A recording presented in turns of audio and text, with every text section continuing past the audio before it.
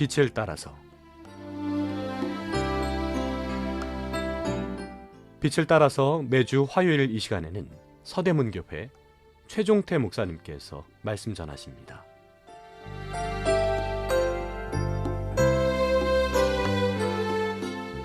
애청자 여러분, 안녕하십니까? 지난 시간에요, 복 있는 사람에 대해 계속 상고해 보겠습니다. 이번 시간은 화평하게 하고 의를 위해 박해받은 자라는 주제로 은혜를 나누겠습니다.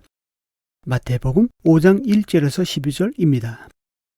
예수께서 물을 보시고 산에 올라가 앉으시니 제자들이 나온지라 입을 열어 가르쳐 이르시되 심령이 가난한 자는 복이 있나니 천국이 그들의 것이며 애통하는 자는 복이 있나니 그들이 위로를 받을 것이며 온유한 자는 복이 있나니 그들이 땅을 기업으로 받을 것이며 의에 주리고 목마른 자는 복이 있나니 그들이 배부를 것이며 긍휼히 여기는 자는 복이 있나니 그들이 긍휼히 여김을 받을 것이며 마음이 청결한 자는 복이 있나니 그들이 하나님을 볼 것이며 화평하게 하는 자는 복이 있나니 그들이 하나님의 아들이라 일컬음을 받을 것이며 의를 위하여 박해를 받은 자는 복이 있나니 천국이 그들의 것임이라.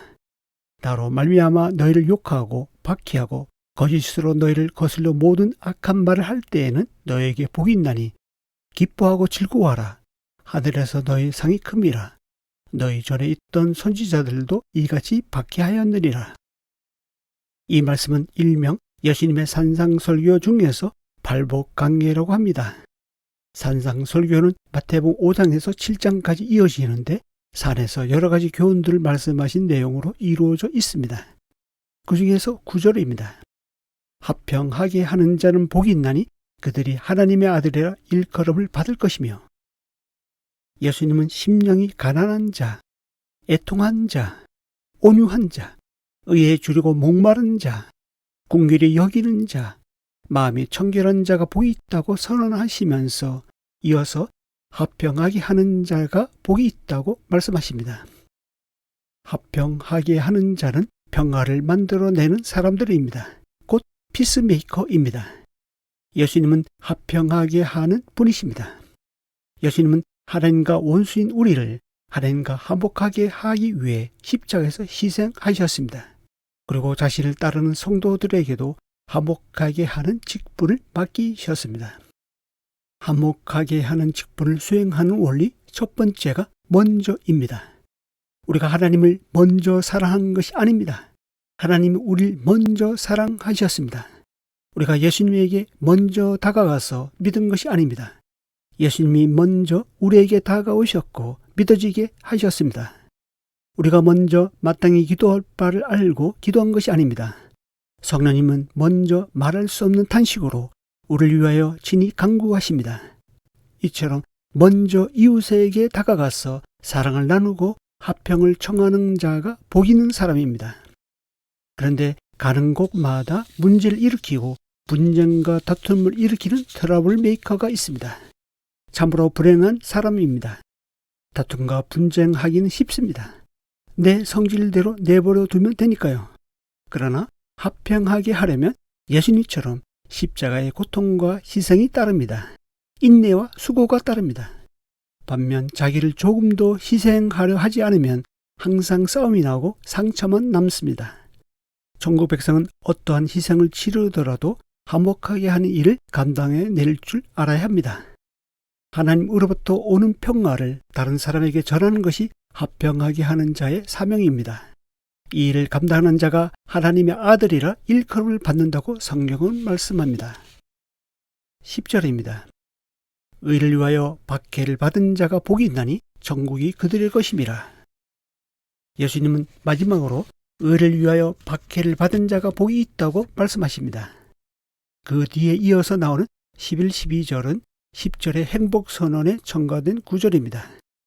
앞에 나오는 7가지 복은 모두가 현재 진행형이지만 유일하게 이 복만큼은 시상이 완료형입니다. 이것은 그때 받은 박해의 결과가 지금까지 있는 것을 말합니다.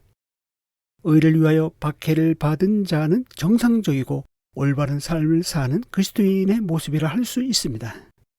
사도 바울은 내가 내 몸에 예수의 흔적을 지니고 있노라 라고 고백했습니다. 무릇 경건하게 살고자 하는 자는 핍박을 받습니다. 복음에 합당하게 살면 어려움이 옵니다. 복음을 전하다 보면 박해가 따라옵니다. 우리나라가 요즘처럼 박해 없이 편안하게 신앙생활을 했을 때도 있었나 하는 생각을 하곤 합니다. 물론 북한, 중국, 이슬람 국가의 그리스도인들은 지금도 여전히 박해 속에서 인내하며 살아가고 있습니다. 반면 우리나라는 종교의 자유가 있어서 대부분의 그리스도인들이 박해가 뭔지 잘 모릅니다. 한편으로 보면 복인데 예수님은 이것을 가리켜 복이라 하지 않으십니다. 오히려 의를 위하여 박해를 받은 자가 복이 있다고 말씀하십니다. 우리가 사랑하는 사람들로부터 미움을 받고 버림을 받으면 참으로 고통스럽고 괴롭습니다.